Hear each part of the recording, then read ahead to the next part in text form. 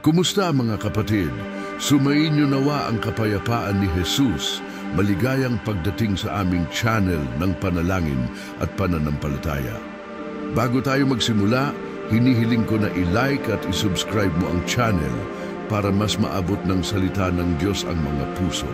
At sabihin sa akin sa mga komento, kung sa palagay mo ay tinatawag ka ng Diyos sa isang misyon ngayon, sumulat ng may pananampalataya. Panginoon, dinggin mo ang aming panalangin. Ngayon, ihanda ang inyong mga puso. Dahil ito na ang pagkakataon para makipag-usap sa Panginoon, magpasalamat, magtiwala at humingi ng tulong sa Kanya. Sa nagsisising puso at mga kaluluwang bumaling sa Panginoon, sinisimulan namin ang gabi-gabing panalangin ng proteksyon para sa iyong mga anak, na humihingi sa kapangyarihan ng banal na Trinidad at pamamagitan ng Birheng Maria, na gumagabay sa amin sa landas na ito ng pagsusumamo at pagtitiwala. Unang pagbasa, Karunungan, Kabanata 8, mga talata 1-7. Simula ng aklat ng Karunungan. Mahalin mo ang katarungan, ikaw na namamahala sa lupa. Magkaroon ng mabuting damdamin sa Panginoon at hanapin siya nang may kasimplehan ng puso.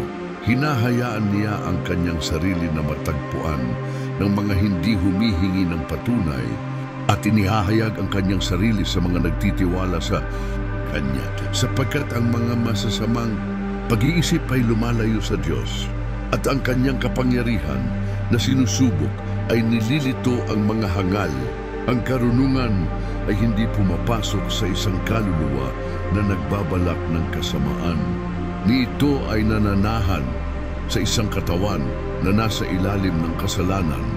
Ang banal na espiritu na nagtuturo nito ay tumatakas mula sa puso, tumatalikod sa mga hangal na kaisipan, at tumaatras kapag lumitaw ang kawalan ng katarungan.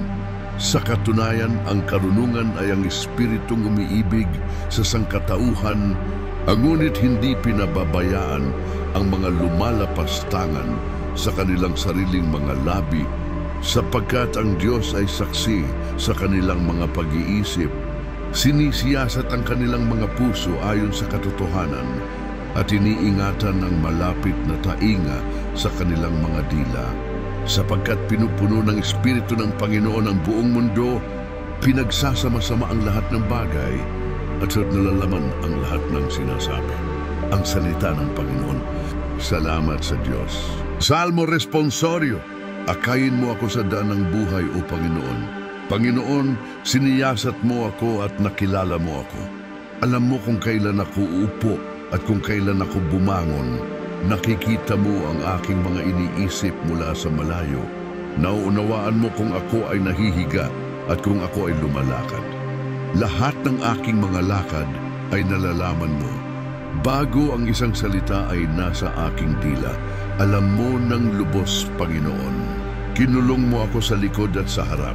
Ipinatong mo ang iyong kamay sa akin. Ang gayong kaalaman ay napakaganda para sa akin, napakataas para sa akin na mata mo. Saan ako pupunta mula sa iyong espiritu? O saan ako makakatakas mula sa iyong harapan? Kung ako ay umakyat sa langit, nandyan ka. Kung aayusin ko ang aking higaan sa Sheol, naroroon ka. Kung aking kukunin ang mga pakpak ng bukang liwayway at tumahan sa mga kaduluduluhang bahagi ng dagat, doon nga ako papatnubayan ng iyong kamay, at ang iyong kanang kamay ay hahawak sa akin ng mahigpit. Ebanghelyo ni Lucas, Kabanata 17, mga bersikulo 10 hanggang 7. Aleluya, aleluya, aleluya. Lumiwanag tulad ng mga bituin sa mundo, nagpapahayag ng salita ng buhay. Pagpapahayag ng Ebanghelyo ni Jesucristo ayon kay Lucas. Luwalhati sa iyo, Panginoon. Noong panahong iyon, sinabi ni Jesus sa kaniyang mga alagad, hindi maiiwasang magkaroon ng mga iskandalo. Ngunit sa Abanyaong nagdudulot ng mga iyon, mas mabuti pa sa kaniya na itali ang isang gilingang bato sa kaniyang leeg at ihagis sa dagat kaysa maging sanhi ng pagkatisod ng isa sa maliliit na ito. Bigyang pansin mo, kung ang iyong kapatid ay magkasala, sawayin mo siya, at kung siya'y magsisi ng 7 ulit, at kung siya'y magsisi, at kung siya'y magsisi sa 7 ulit, at kung siya'y magsisi, at kung siya'y magsisi sa 7 pagkakataon, bumalik sa iyo na nagsasabing, nagsisi ako, dapat mong patawarin siya. Sinabi ng mga apostol sa Panginoon, palakihin mo ang aming pananampalataya.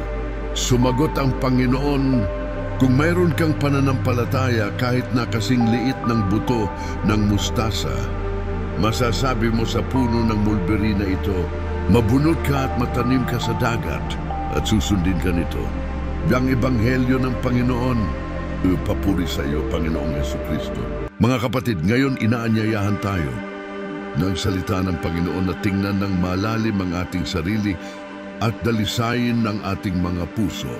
Ang unang pagbasa mula sa Aklat ng Karunungan ay nagpapaalala sa atin na ang Diyos ay nananahan lamang sa mga tapat na kaluluwa na nilinis ng masasamang hangarin.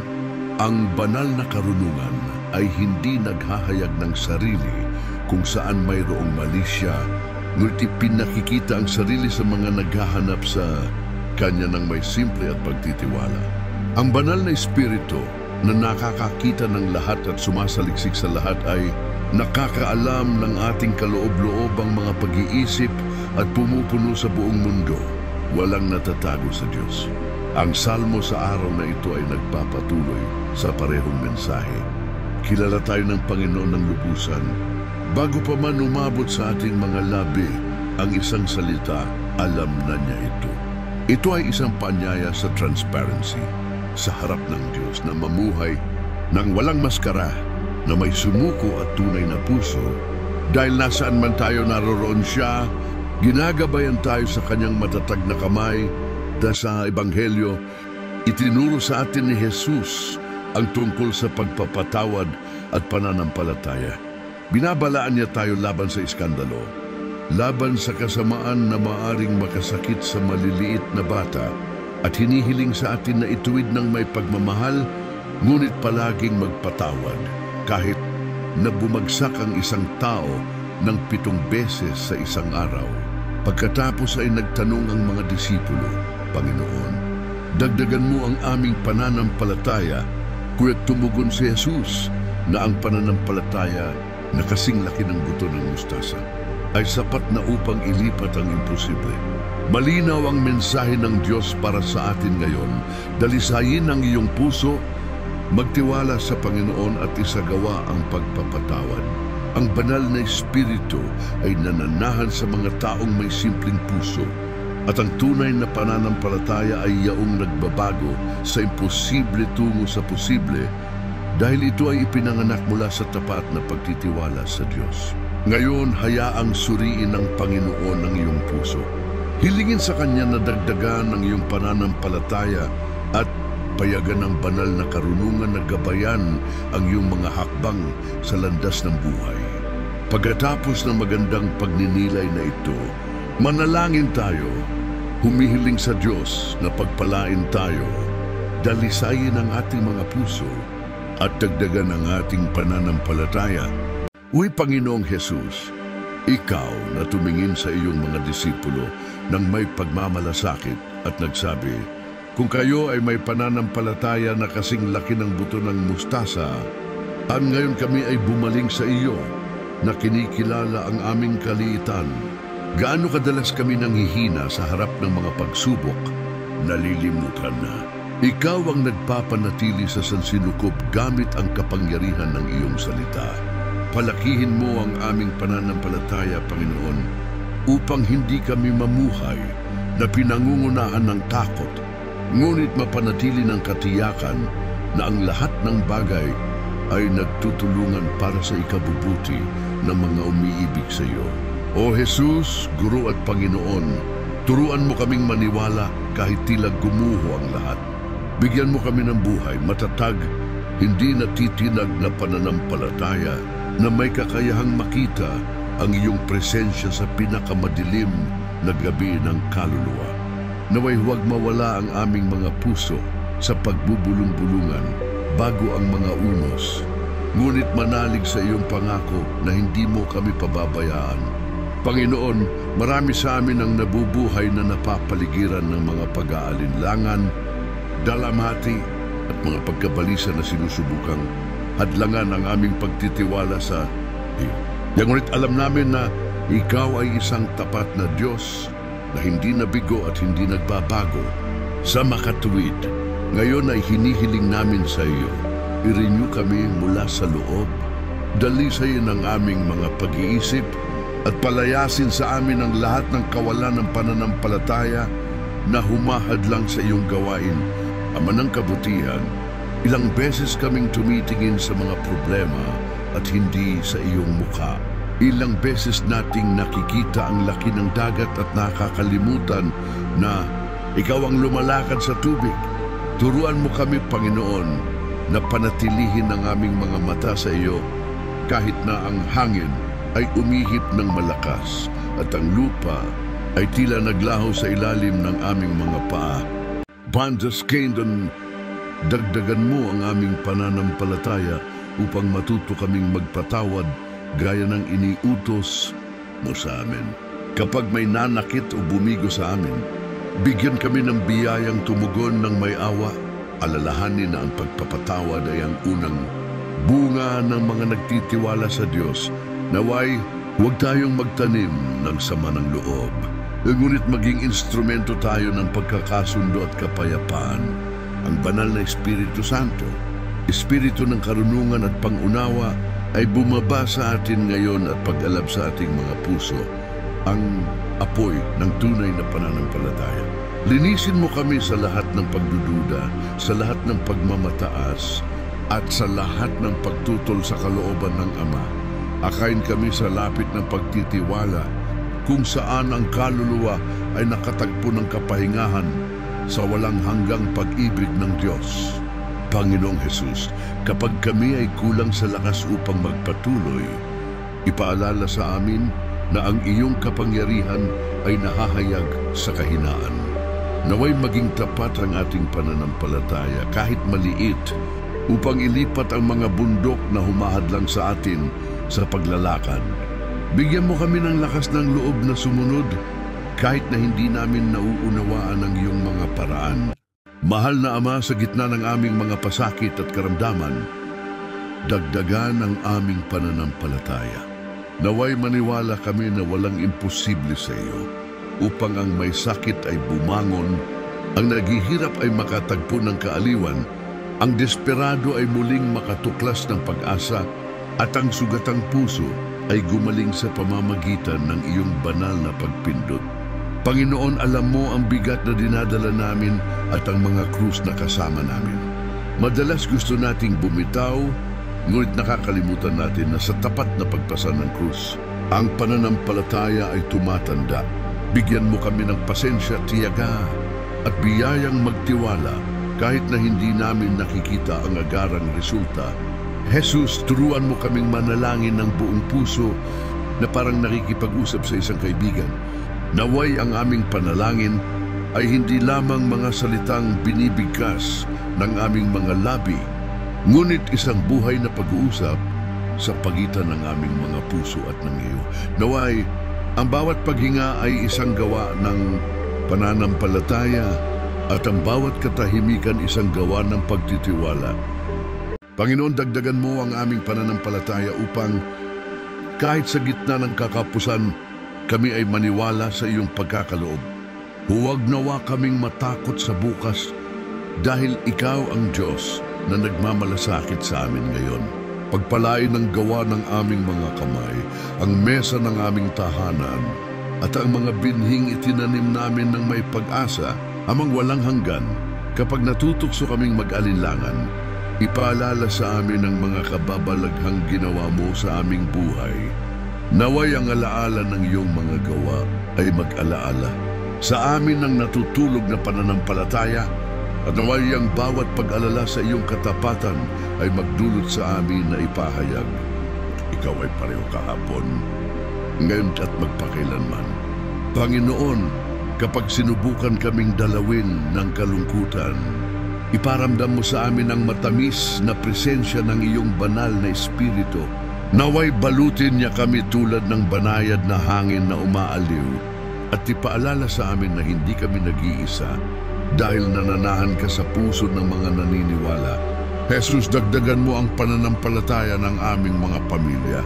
Naway ang mga tahanan ay liwanagan ng iyong presensya at palakasin ng iyong pag-ibig. Kung saan may pagkakabahabahagi, maaring ipanganak ang pagkakasundo. Kung saan may katahimikan, maaring magkaroon ng dialogo. At kung saan may sakit, naway umunlad ang pagpapatawad. At sa wakas, Panginoon, bigyan mo kami ng pananampalataya na isinasalin sa mga gawa. Isang pananampalatayang hindi tumatag, ngunit nagpapabago sa mundo, sa paligid namin. Naway ang bawat isa sa aming mga kilos ay maging isang buhay na pagpapahayag ng iyong pag-ibig. At naway balang araw ay pagnilayan ka namin ng harapan na nagsasabi, naniwala ako, Panginoon, kahit na hindi nakikita. Na Panginoong Jesus, ikaw na nakakaalam ng kaibuturan ng aming mga puso. Halika ngayon at hipoy ng aming natutulog na pananampalataya.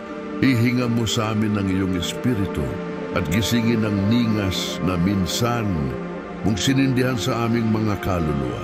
Ilang beses namin hinayaan ang pagod at takot na pigilan ang iyong tawag.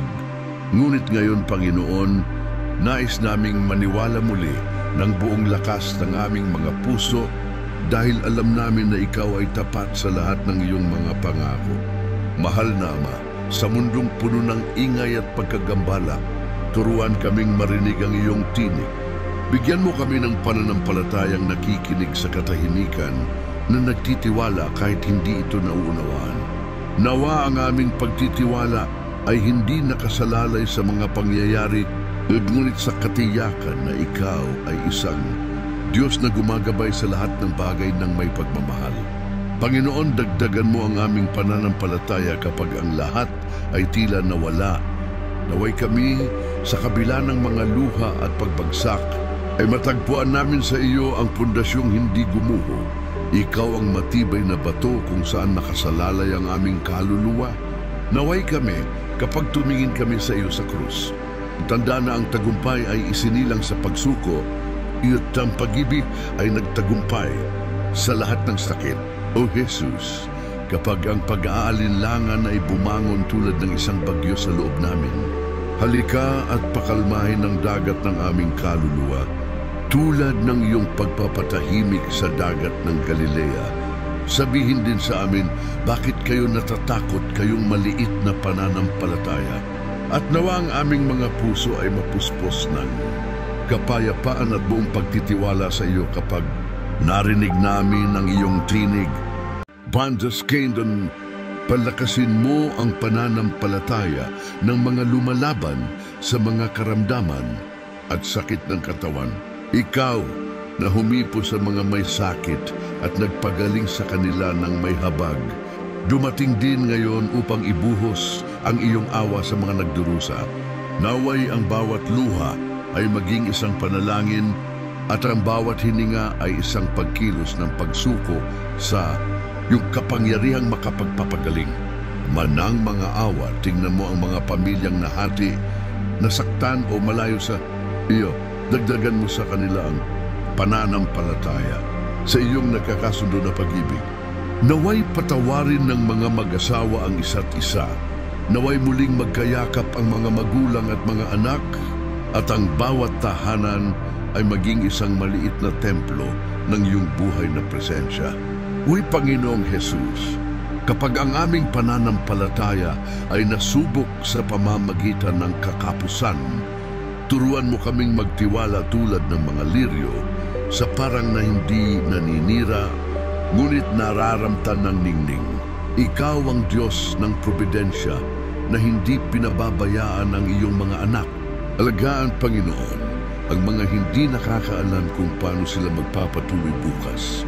At ipakita sa kanila na ang iyong pangangalaga ay hindi nagkukulang. Bandas Kingdom, dagdagan mo ang pananampalataya ng mga taong pinanghihinaan ng loob sa landas ng panalangin. Ilang beses dahil hindi nila nakikita ang agarang mga sagot, iniisip ba nila na hindi mo sila naririnig? Ngunit lagi mong naririnig kahit na ikaw ay tahimik. Turuan kaming manalangin ng may tiyaga, kababaang loob at pagtitiwala, gaya ng mga nakakaalam na ang oras ng Diyos ay perpekto. Banal na espiritu, i-renew ang aming panloob na sarili at alisin ng lahat ng spiritual na kawalang interes. Naway hindi kami maging maligamgam na Kristiyano, ngunit nag-aalab na puso na puno ng iyong apoy. Turuan kaming maniwala ng may kagalakan, maglingkod ng may dedikasyon, at maghintay ng may pagtitiis. Tiyak na ang pag-ibig ng Diyos ay hindi nagkukulang. Panginoon, dagdagan mo ang pananampalataya ng mga nawalan ng mahal nila. Naway makatagpo sila ng walang hanggang kaaliwan sa iyo at sa iyong muling pagkabuhay. Ang katiyakan na ang kamatayan ay wala ang huling salita. Gawing pag-asa ang pagluluksa at maging bulong ng panalangin at pagtitiwala ang bawat pananabik. Jesus, kapag kami ay natutukso na pagdudahan ng iyong kapangyarihan, ipaalala sa amin ang mga oras na itinaas mo kami mula sa lupa. Napakaraming beses naming naranasan ng iyong umaalalay na kamay, ang iyong nakakakalmang boses, ang iyong nakapagpapagaling na presensya. Panginoon, paalalahanan mo kami at bigyan kami ng lakas ng loob na patuloy na maniwala kahit na ang aming mga puso ay nadudurog. Pandas Kingdom, dagdagan mo ang pananampalataya ng mga nagtatrabaho at nagsusumika para sa isang magandang kinabukasan. Naway matagpuan nila sa iyo ang lakas upang magtiyaga ng may katapatan at pag-asa. Pagpalain, Panginoon, ang pawis ng mga nagpapagal. Aming kabising the pride ng mga nagkahasik at ang mga puso ng mga nagtitiwala na ang bawat pagsisikap ay nakikita at ginagantimpalaan mo. Ama, ikaw na sumasaliksik sa mga puso. Tingnan mo nang may lambing ang mga nakakaramdam na hindi karapat-dapat sa iyong pagmamahal.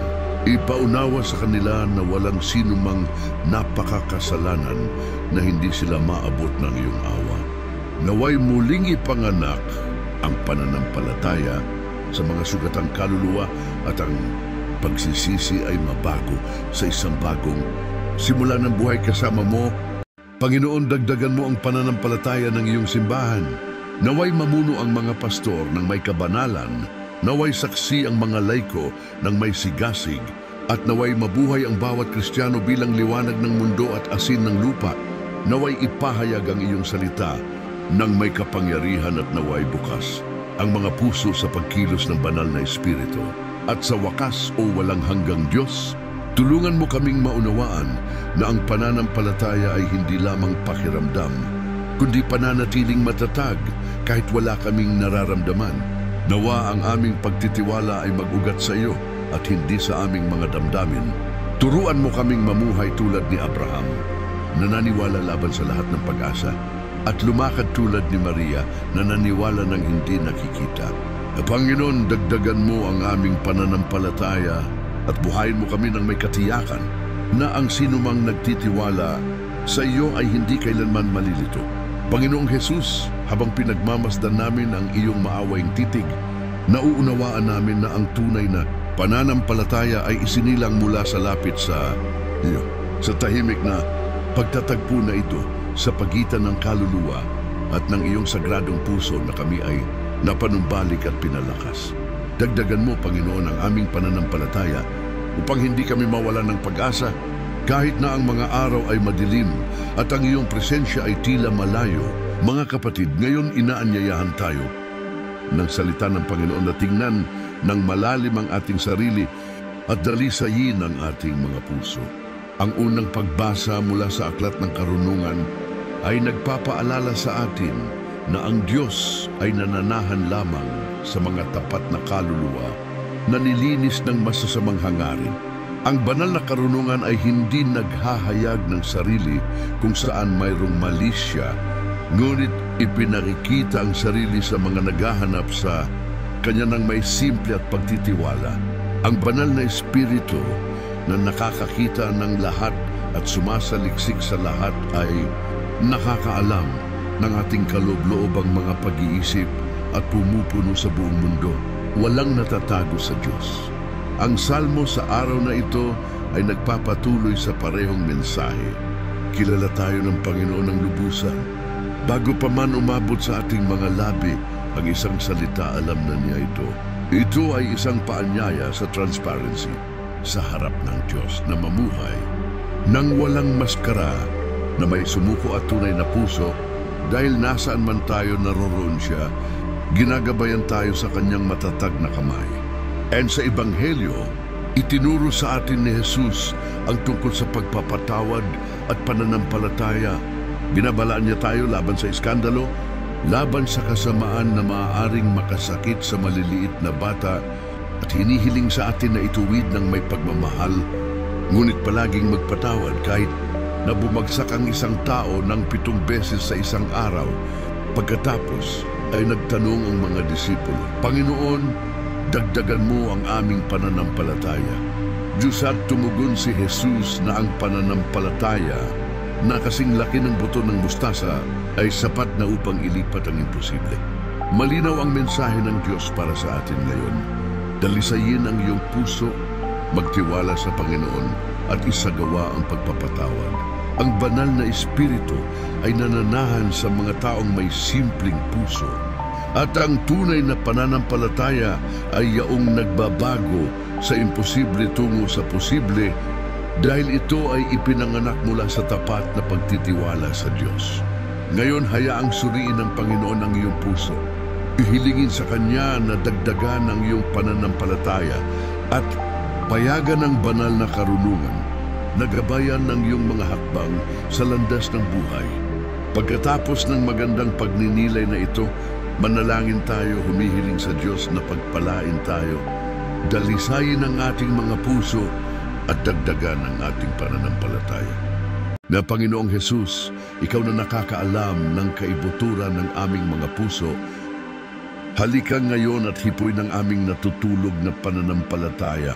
Ihinga mo sa amin ng iyong espiritu at gisingin ang ningas na minsan mong sinindihan sa aming mga kaluluwa. Ilang beses namin hinayaan ang pagod at takot na pigilan ang iyong tawag. Ngunit ngayon, Panginoon, nais naming maniwala muli ng buong lakas ng aming mga puso, dahil alam namin na Ikaw ay tapat sa lahat ng iyong mga pangako. Mahal na Ama, sa mundong puno ng ingay at pagkagambala, turuan kaming marinig ang iyong tinig. Bigyan mo kami ng pananampalatayang nakikinig sa katahimikan, na nagtitiwala kahit hindi ito nauunawaan. Nawa ang aming pagtitiwala ay hindi nakasalalay sa mga pangyayari, ngunit sa katiyakan na Ikaw ay isang Diyos na gumagabay sa lahat ng bagay ng may pagmamahal. Panginoon, dagdagan mo ang aming pananampalataya kapag ang lahat ay tila nawala. Naway kami, sa kabila ng mga luha at pagbagsak, ay matagpuan namin sa iyo ang pundasyong hindi gumuho. Panginoon, dagdagan mo ang aming pananampalataya at buhayin mo kami ng may katiyakan na ang sinumang nagtitiwala sa iyo ay hindi kailanman malilito. Panginoong Jesus, habang pinagmamasdan namin ang iyong maawaing titig, nauunawaan namin na ang tunay na pananampalataya ay isinilang mula sa lapit sa iyo, sa tahimik na pagtatagpo na ito sa pagitan ng kaluluwa at ng iyong sagradong puso na kami ay napanumbalik at pinalakas. Dagdagan mo, Panginoon, ang aming pananampalataya upang hindi kami mawalan ng pag-asa kahit na ang mga araw ay madilim at ang iyong presensya ay tila malayo. O tapat na Diyos, madalas ang aming pananampalataya ay nag-aalinlangan sa harap ng mga pagsubok na idinudulot ng buhay. Ngunit Ikaw, Panginoon, ay siya ring kahapon, ngayon at magpakailanman. Turuan mo kaming magtiwala hindi sa anyo, kundi sa iyong walang hanggang mga pangako.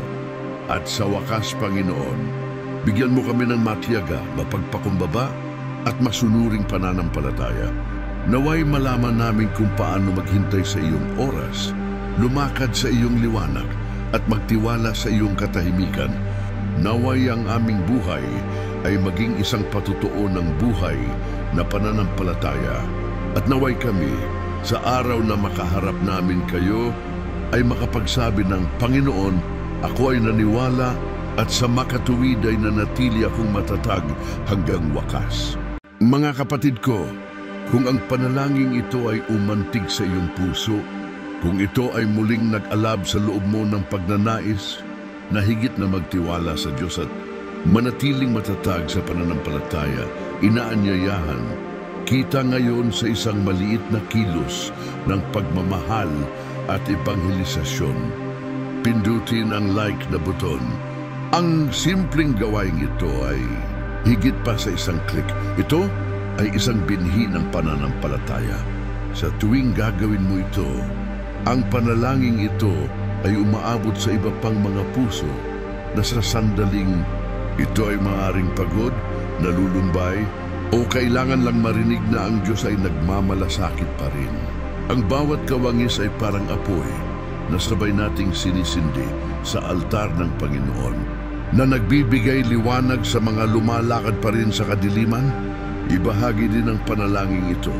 Ipadala ito sa iyong pamilya, mga kaibigan, mga grupo ng panalangin at mga social network.